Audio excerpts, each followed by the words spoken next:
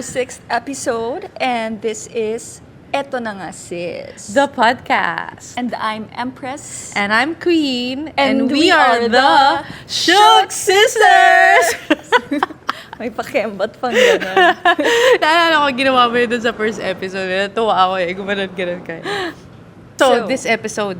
Yes. Tingin ko this episode. What are we going to talk about? Maraming makaka-relate dito na batang 90s. Ang topic ng episode natin ngayon is inner child healing versus bayarin. Ano bang uunahin mo? Teka, ang ganda naman yung pabulaklak mo sa tenga. Yes. Bulong-bulong. Hindi yan sponsored. So, hindi ko masabi. Thank you. I-thank you muna rin. Baka naalala, siya. binili ko lang siya sa Tiangge. Ganda naman. Bumubulaklak. Ikaw din. I know, this is from Yakan in Zamboanga City. Kaya pala, O hindi ngayon ko na naalala yung Sumigway sinabi mo. Kung gusto niyo po ng mga ganitong earrings, gawa po ito ng mga Yakan weavers. Punta lang po kayo sa Zamboanga City. Hanapin niyo po kung saan yung Yakan. Doon po. Murang-mura lang po. Yung mga taga Zamboanga. Yes. Yakan Village. Ang dami din mga accessories, mga wallets, mga... I love it. Maganda I yung love mga it Yakan there. products. Shout out. Okay. So, eto na. Ano yung Bayarin? tanong? Ano yan? Inner child healing. So, healing. ano unahin mo? Inner child healing or mga bayarin? Yan. Oh, shucks. It's so hard. So, bigay tayo ng context. Can I do both? Bigay tayo ng context. So, I think, ito lang naman ang naisip ko at na-experience ko. Hindi ko alam kung lahat mga batang 90s, ito yung na-experience ngayon. Pero, feeling ko, or ako, ang na-experience ko, even until now, we are still responsible to the financial needs of our parents. Mm-hmm. Hindi ba kayo ganun? Ganun din ba kayo? Correct. Ngayong mga batang 90s? Yeah, I think majority sa kanila ganun. Oo. So, pag dumating yung time na nangangailangan magbayaran ng bills sa side ng family Sino mo. unahin mo? Sino unahin mo? Sarili mo ba? O yung pangangailangan ng magulang mo? Ang hirap naman yan, kaya naman Diba? tawagin natin. Pero palang guest! Ang hirap kasi sagutin Ang sasagot ko ay. So, kung may extra pera ka, anong uunahin mo? Saya o bills? Pag may extra pera ka. Mm. Hindi, kasi kung may bills naman na para sa relatives mo, kung bills yun, malamang Set aside na yun. Oo. So, ibig sabihin, yung magiging extra, sa'yo yun. Tabagay. Pero, Diba? sige, gawin muna natin. Identify muna natin, ano ba yung saya for you na gastos-wise? Ano ba yung luho mo? O, Material diba? things, syempre. Material things like what? Clothing, bags, shoes? Bags? Electronics? Ano ba yan? Yun, ganun, bag, shoes. Ganun. Bags and shoes. At saka mga home appliances. Nakakatita, home appliances. Pero totoo, ako din. Home Mga stuff. home stuff, kaya furniture, mga IKEA. SM Home, Robinsons. Yung mga pandita, True Value. Offer na yung true value eh. Pero pag medyo doon ka sa budgeting side, Maabot ako ka, dyan na Shopee. kahit mga hook, pinapatos ko yan. Mga wall hook, ganyan. So, Floor mat. sa'yo, yun yung masaya, nagpapasaya yes. sa'yo. Or anything na pampaganda sa house, like mga arts, ganun, Yan. mga some extra cabinets here and there. Lakas mo ka, tita. Alam mo, hindi mo kang tita eh, pero tita age na tayo. Ganun na yung nagpapasaya. So, kapag meron ka nagustuhan, like for example gawa natin ng example yan. Meron kang bagong, ano ba yung kulang sa'yo ngayon? Magandang dining table. Okay. May bibiling kang magandang dining table. Oh. As in talagang perfect yun for you and Yeah. it's on sale. Oh my God! Ganyan. Go na, sis! Pero may kailangan bayaran sa side ng parents? Oh gosh. Syempre. Anong uunahin? No, syempre parents. Takot ko lang, no? Takot ko sa karma. Hindi, syempre parents. Kasi syempre yung material things, mapag-iipunan pa naman yan. At saka makakapaghintay naman yan. Eh yung emergency bill na hiningi ng parents mo, ang hirap kayang humindi. At least yung mga material things na ganun, wala namang emotion yun. Sarili mo lang kausap So, ganun- mo. ganun ka kabait? Hindi, Ay! kabaitan ba yun? Mas kaya kong humindi sa sarili ko kaysa humindi sa ibang tao. Oh, okay. It's hard for me to say no. Pero syempre, depende pa rin. Like, ako, I still weigh kung gaano katindi yung kailangan nilang versus doon sa Siguro kailangan dahil ko. alam mong nandiyan ako, kaya syempre siya Hindi, bahala actually, dyan. yun yung maganda sa ating magkakapatid. Oo. Hindi lahat ng family na lahat ng magkakapatid can provide or kayang magtulungan mag-provide sa parents. May iba kasi na isa lang yung capable, 'di ba? Ikaw kasi- isa or dalawa, at least tayo tatlo. Ikaw, so pwede napansin tayo ko sa sayo, magpasahan. napansin ko sa'yo na pag sinasabi mo talaga, pag hindi kaya, hindi kaya. Oo. Actually, pre-practice ko yun talaga, yung mag-no. Which is very healthy for you. ng boundaries. Kasi dati, kahit hindi ko kaya, hanapan ko ng paraan. So, para akong, wait lang. Hindi ko naman yata responsibility to. May iba naman pwedeng magbigay ng tulong. So, parang, kung hindi siya 100% emergency, yung tipong hospital level, ganyan, Oo. hindi ako 100% pupuspos maghanap ng pera para makapag-provide. Pero kung ganong level, like emergency yan, hanapan ko talaga yan. Oo. Kung- At saka mag-uusap-usap na tayo niyan. Oo, pero kung hindi, magno-no ako, tapos titingnan ko kung sino sa mga kapatid ko yun sasalo. Lang yaka. Tapos madalas dyan, sasalo. Gawain ng mga si Efren, ate-ata si yan. Matmat, ganyan. Well, ako naman, praise the Lord, no, na every time naman na may kailangan, eh, hindi naman ako talaga umabot sa hindi ko alam kung paano or, Oh. 'di ba? So, buti na lang.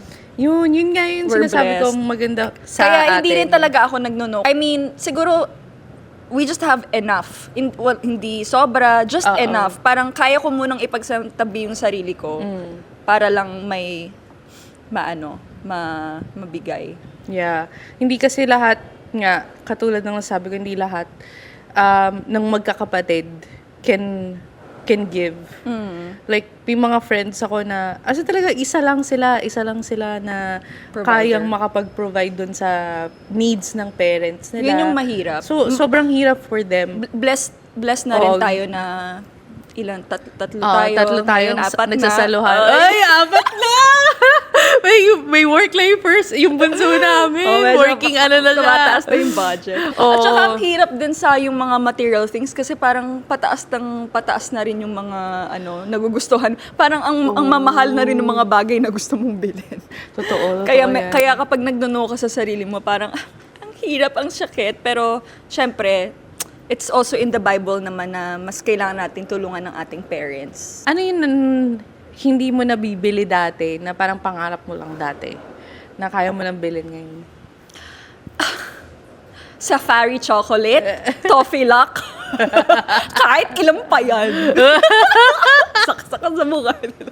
Yun lang eh. No? Uy, grabe yan grabe yan sa school. As in, inggit na inggit talaga ako. Kasi ang mahal ng mga chocolate na yun sa kantin. Parang ano yun eh, 20 pesos ba yun? Or 10 Ewan peso? ko. 15 pesos, ganun. Eh, Basta pag makabili ako nun, privilege na siya sa akin. Pero very seldom. Kung makakakain ako nun, inano lang sa akin yun, nilibre lang sa akin yun, or nakikagat lang ka ako. nakihingi. Ang mahal nun for me at that time. Kaya sobrang malaking bagay sa akin pag nakakabili ako nun. Ako actually, pangarap ko lang nun, branded clothes. Na nabibili sa mall. Kasi puro Divisoria. Kasi puro yun sa'yo. Divisoria. As in talagang ultimo underwear, medyas, t-shirt, So pants, lahat yung Divisoria. mga damit sa Divisoria walang brand. Brandless. Wala, brandless. Yung Or fake. fake, ganyan. So, parang yung experience ba na bumibili ka sa Tiangge versus sa actual mall. Walang gano'n. So, parang makabili lang ako sa... Actually, kahit SM lang eh. Oo. Kasi Medyo- gala ka kasi sa mall dati. No? Oo, medyo ibang bagay na yun for me. Kasi makabili ng H&M, makabili ka ng Zara, parang feeling mo upper ka na nun eh, pag Talaga? gano'n eh. Kasi, pero mo, compared mo sa Divisoria clothes, although, I'm not saying na pangit yung Divisoria. Until now, kung pwede ako pumunta doon at mag-shopping kasi alam ko, 5,000 ko, Oo. ang dami ng mararating nun, diba? Isang buwan na ata. More than. Pero iba yung feeling na, uy, kaya ko nang Branded. bumili sa mall. Parang ganun eh. So, maliban doon, ano pa yung pinapangarap mo lang dati? So, syempre, doon muna tayo sa maliit, no? Yung mga chocolate na ganyan. Medyo bubog ko talaga yan yung chocolate na yan eh. Ngayon, SNR ka na eh, no? Nung malanders-landers ka na Imported dyan. ano na tayo. Ano mga chocolate Hershey's, ganyan. Aside from that food, ano ba yung mga... Kasi like, with you, sabi mo, makabili ng branded, no? Kasi sa akin, lumaki ako ng hindi masyadong nagmo-mall. So parang wala akong pakialam sa mga shopping ng branded clothes. Parang I remember lang na there was a time na gusto ko lang bumili talaga ng damit, tapos nanghihingi lang ako ng allowance kay mama sa Forever 21. Nagpa-shopping lang talaga ako sa kanya, but not like necessarily na parang dumating sa point na gusto ko na bumibili ako ng sarili kong branded clothes. Parang wala ako masyadong parang fantasy sa mga ganun. Siguro now, siguro let's say mga designer bags na pag may gusto ko, alam ko namang kaya, pero most of the time, syempre, kakausapin yung sarili ko na, hindi mo kailangan. Ganun. So, ever mo ba na-experience na meron kang designer bag na gustong-gusto, tapos hindi mo binili kasi kailangan mong mag-abot? Oo naman, maraming beses. Maraming Kasi beses, syempre- pinigilan mo talaga yung sarili mo. Oo, kasi Ano na-feel mo na nalungkot ka? Paano ka nalungkot? Gano'n ka katagal nalungkot? Ganyan. Mabilis lang naman kasi nga andun na talaga ako sa naka-mindset na talaga ako na mas unahin ko sila. Mindset na sa akin yun. Kaya hindi na ako talagang ganun ka-affected na, hindi ko siya mabili kasi Parang normal na kasi naman sa atin na biglaan kailangan, 'di ba, kailangan mag-share. Oo. So parang expected ko na kahit I have extra, expected ko na most of that mapupunta doon. So, hindi siya yung tipong me first, Me bago yung first. iba. So, iba muna bago ikaw. Parang ganun. Mas marami yung ganun. Pero syempre kasi na-experience ko naman yung time na nabibigyan ko naman yung sarili ko. So, hindi siya yung totally to a point na kailangan piliin ko muna sarili ko. Parang wala. Hindi siya ganun. Kasi pwede naman, kaya mong pagsabayin. So far, wala pa namang ganun na talagang yung parang hindi ko makalimutan na something like that happened. Hindi pa naman. Kasi nga siguro, grabe yung mindset ko na sarili ko. Kasi siguro, pag hindi ko mindset yung sarili ko, grabe ako maapektuhan. Mindset na hindi naman siya importante, hindi ko kailangan yan. Ganun. Hindi, mindset na whatever happens, sila yung mauna. Okay. Gets. Ikaw? Ako, masasabi ko na inuuna ko yung sarili ko. Since when? Since siguro nung nagkaanak na ako. Makes Oo. sense. Mga late 20s. Na parang nung na-realize ko na, wait lang, I need to fill my own cup sometimes. Kasi parang, lalo na kung nag-work ka, na minsan na-feel mo na parang work ako ng work, pero kanino mapupunta yung pera ko. Wala nang sense. Oo, so parang minsan I need to be happy muna doon sa kinita ko. So, may times na, kaya nga sabi ko, 'di ba, sinasabi ko din naman kila mama na, pag meron, magbibigay ako, pag wala, sasabihin ko. Kasi hindi siya yung tipo ng katulad dati na talagang gagawan ko ng paraan mauna lang kayo, mag-provide ko lang. Pero ngayon, feel happy muna ako sa sarili ko, masatisfy ko muna yung masabi ko lang naman sa sarili ko na na-rewardan ko yung sarili ko Yeah. from all that hard work. Oo. And then, if I have extra, I give. So, parang medyo mas lighter na siya ngayon Yeah. compared dati na Oo. dati sobrang bigat nung Yeah. for me na parang Wala magbabayad ka na naman ako ng bills na yan. Yung parang Wala ka hindi ng naman akin purpose yan. nun Parang eh. may ganun kayo. Wala ka ng purpose mabuhay nun or Oo. purpose na mag-work pa kasi nga. Tsaka mas masarap magbigay. Yeah. Isang feeling. Kapag na-fulfill mo yung sa side mo, tsaka ka magbibigay sa kabila, mas masarap yung feeling versus doon sa inuna mo yun sa kanila, tapos sa'yo yung late. Ang nafe-feel ko noon, may resentment Yeah. na parang happy ako na I have extra that I can give. Oo. Na, uy, thank you Lord, yung may mabibigay ako versus dun nga sa may resentment na halo. So parang yun yung isa sa mga tinatak ko sa isip ko simula nung nag-30s ako. Tsaka nung nagkaanak ako. Kasi parang na-realize ko din na nung nagkaanak ako, parang medyo hindi ko din naman gusto na dumating yung time na yung anak ko nag-work na siya. Tapos hindi siya masaya sa life niya or sa ginagawa niya kasi he's thinking of providing Oo. for me.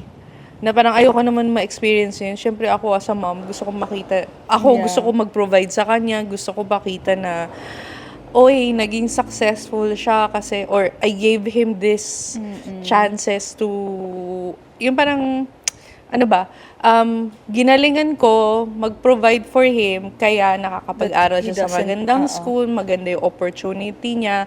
He has all these things nga, ibalik mo naman sa akin. Parang hindi siya yung tipo ng parenting dynamics na gusto kong ma-experience. Iba na kasi naman talaga Oo. ngayon. I'm sure yung mga millennials naman ngayon, ganyan na din yung mga Oo.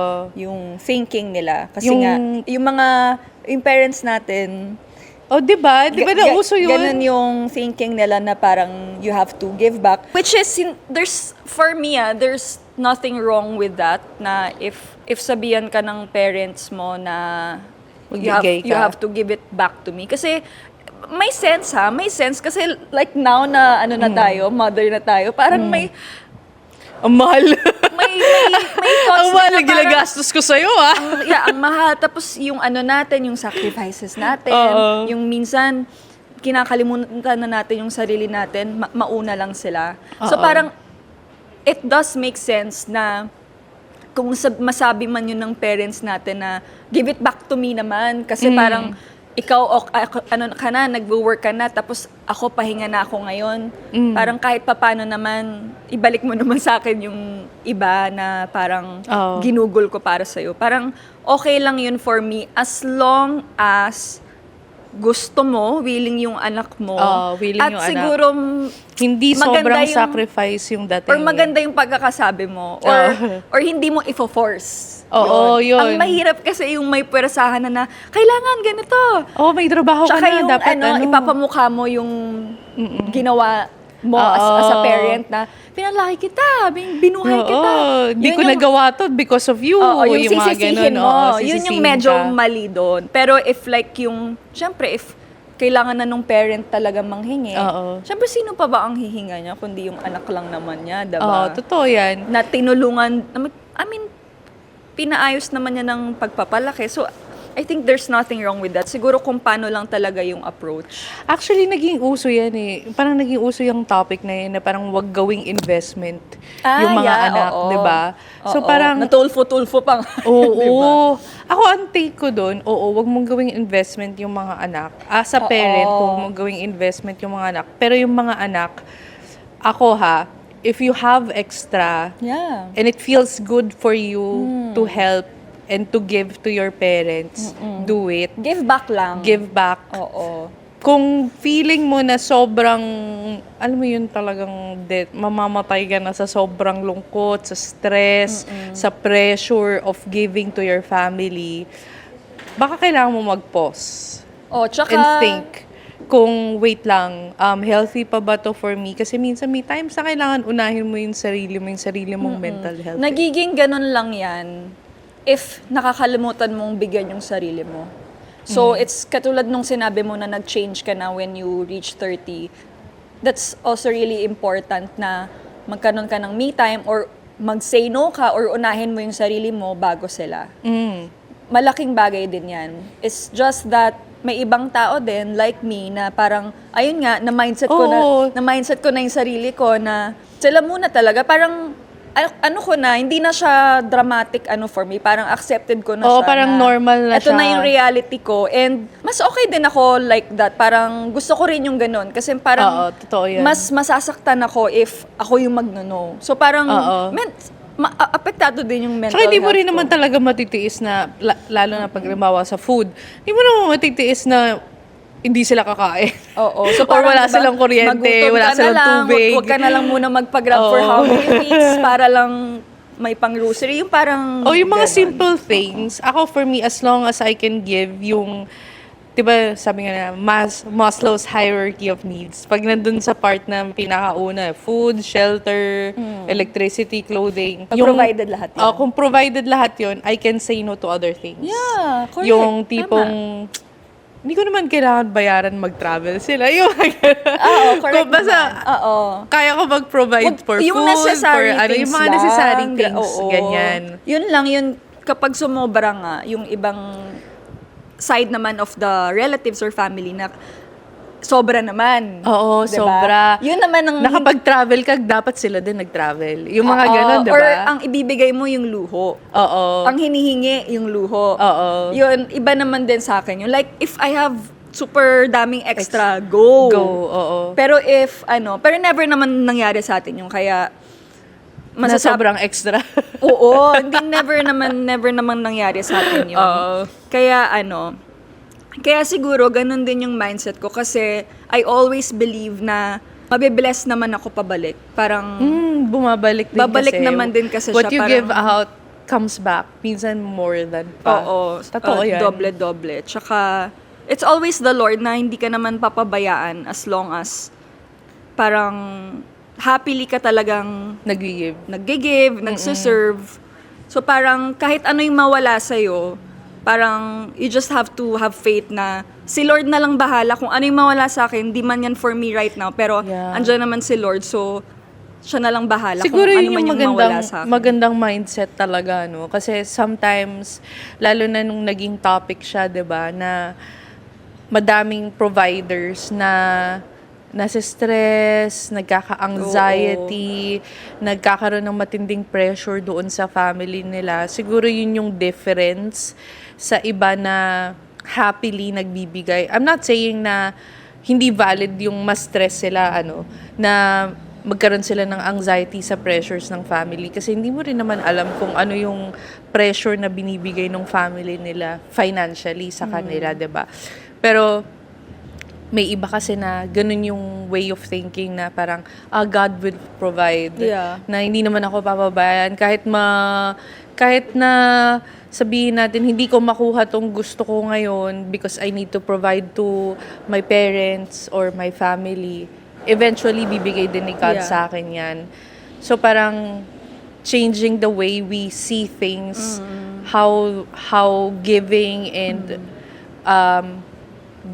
getting back flows. Iba din yung Mindset ba? Mindset. mindset lang yan. Sa lahat naman, mindset Para lang makayanan yan. ng buhay. Mindset lang. mindset lang yan. So, ano yung, for you, ngayon, ano yung simple joys mo? Ano na yung, maliban sa chocolate? Chocolate lang Simple ba? joys? Simple joys. For me talaga family Oo. Na, kasi ang liit nga ng bahay natin dati, diba? Oo, Tapos ang sobra. dami natin. Oo.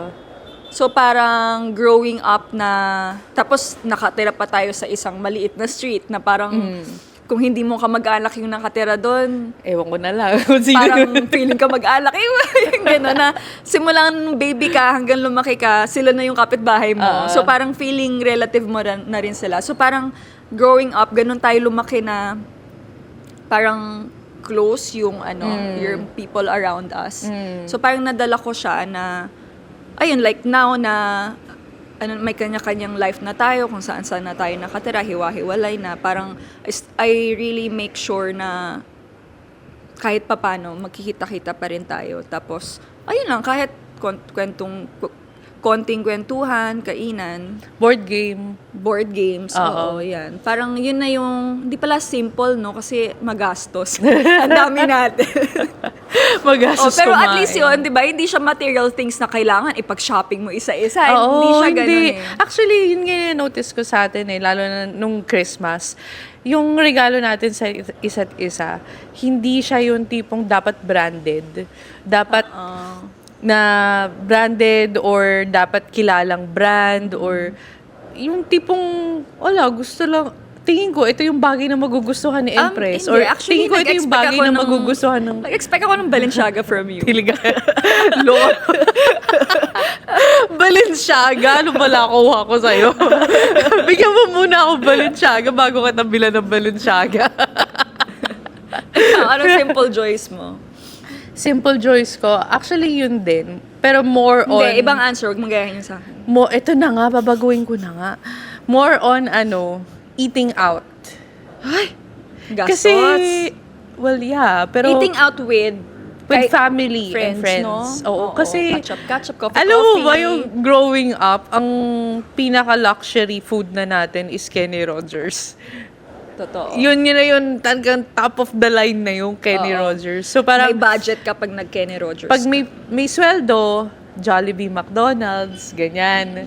Pero kapag may extra money ka, Kenny Rogers. Yun yung Siguro namin. pag sumweldo si mama nun, no, Kenny Rogers. Kaya tayo nagka-Kenny Rogers. Kasi Oo. sumweldo na siya. Sumweldo na siya sa atin. Sa atin. So ngayon, actually, nung bata ako, pag nakakita ako ng mga tao na kumakain sa restaurants, like, yung mga restaurants like Italianis, yung mga ganyan. Pag nakakita akong kumakain doon, parang inisip ko, someday kakain din ako sa ganyan. Ganun ako mag-isip noon. So parang ngayon, enjoy na enjoy ako kapag kakain sa labas, Kaya pala ang magta-try dami mong ng new ino-order. restaurants. Marami akong ino-order. Kasi takot tingin ka. Tapos magta-try Dito ng... na ako sa era ko na kaya ko nang bilhin lahat. Gusto ko yan. Bibilin ko lahat yan. Calories na lang ang problema. So, parang yun yung simple joys ko. At saka ano pala, kahit walang gastos, like, tambay lang, manonood lang, ganun. Oo. Basta you're with your, family. Family. O, kahit konting pizza lang, ganyan, Oo, pwede na yun. pizza. Tapos konting overnight, Snacks lang na Yan si ganyan. Alex, di ba? Gustong-gusto ng Oo, may gusto- visitors overnight. Gustong tumatambay with family. Ano natutunan mo about deserving joy? Love, joy, hope.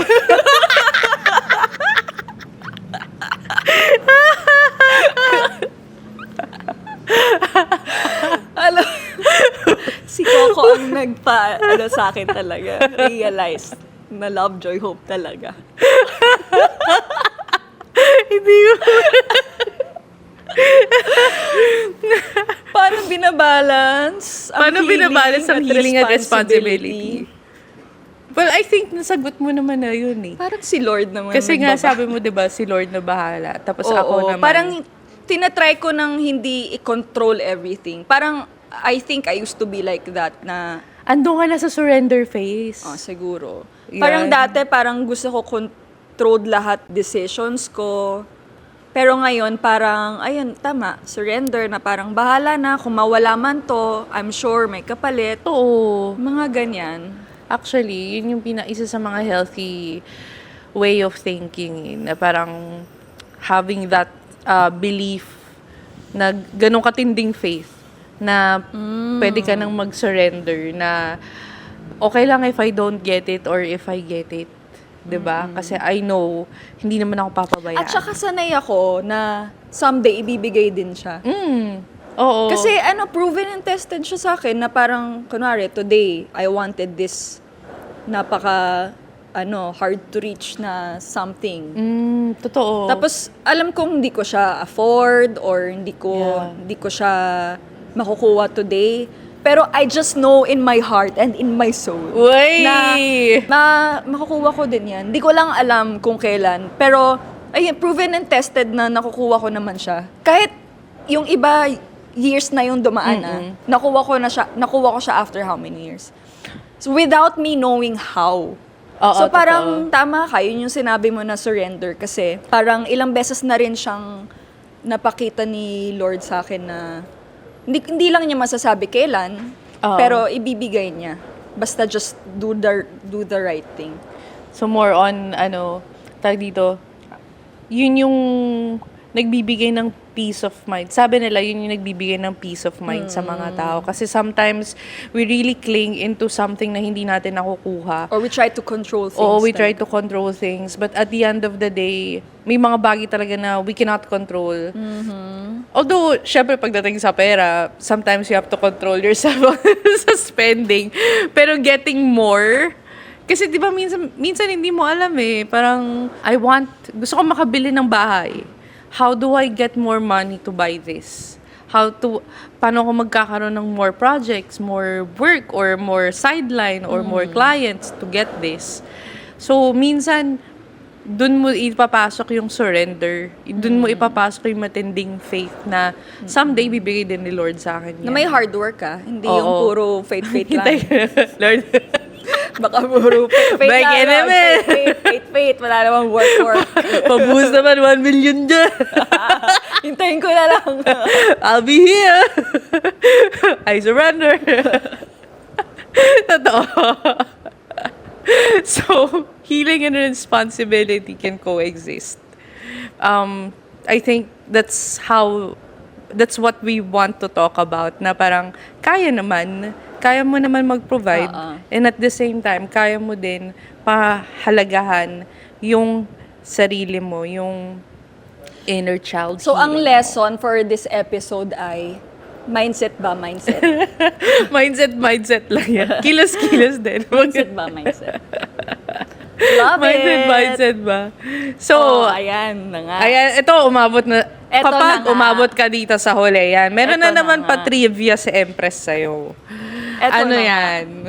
Eto na nga, ano nga? Kailangan mo itong sagutin, sis. Ikaw, sis. Ikaw na nakaabot. Mag-iisa ka. Congratulations! 3 na tayo. Ako, siya, tapos ikaw. Ikaw. Sagutin mo to. Healing era ka ba? O survival era ka pa rin? Sagutin mo yan. Hihintayin ko yan. Parang parang, welcome. You're the last player of this game. Taray sa Umabot ka survival din. era.